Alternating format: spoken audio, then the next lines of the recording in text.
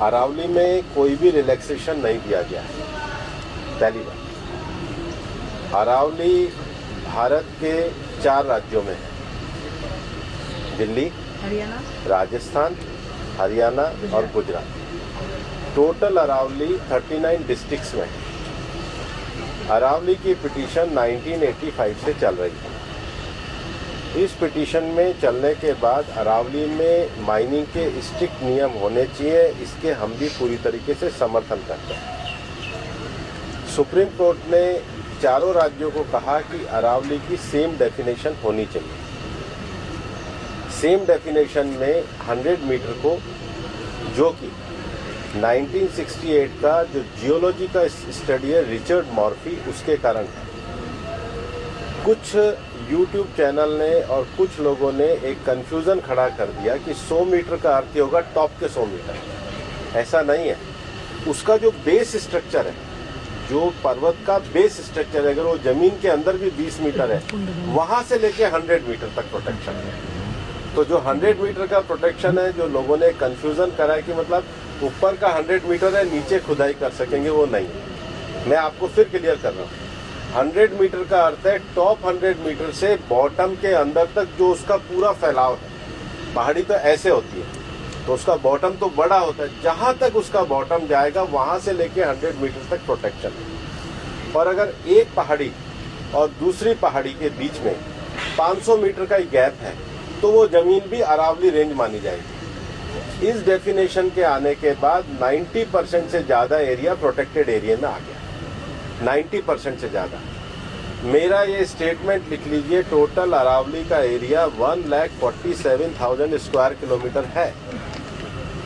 इसके बाद केवल अभी की जो मेरे पास 39 डिस्ट्रिक्ट है, केवल 217 किलोमीटर, मतलब 2% में ही माइनिंग हो सकती है, और वो भी हर तरीके से नहीं हो सकती। उसके लिए भी सुप्रीम कोर्ट ने डायरेक्शन दिया है कि आपने जैसे सारंडा और झारखंड में एक पूरा पहले माइनिंग प्लान बनाया है, वो प्लान तैयार करिए। वो प्लान तैयार करने के बाद भी ICFR जो इंस्टीट्यूशन है उसकी परमिशन होगी, उसके बाद ही परमिशन मिलेगी। दिल्ली में कोई भी माइनिंग अलाउ ही नहीं है, ना होगी। मैं फिर दोहरा रहा हूँ, दिल्ली के अरावली हिल्स में माइंस पूरी तरीके से बैन है। अरावली में लगभग 20 से ज्यादा फॉरेस्ट रिजर्व प्रोटेक्टेड एरिया वो एज इट इज रहेंगे।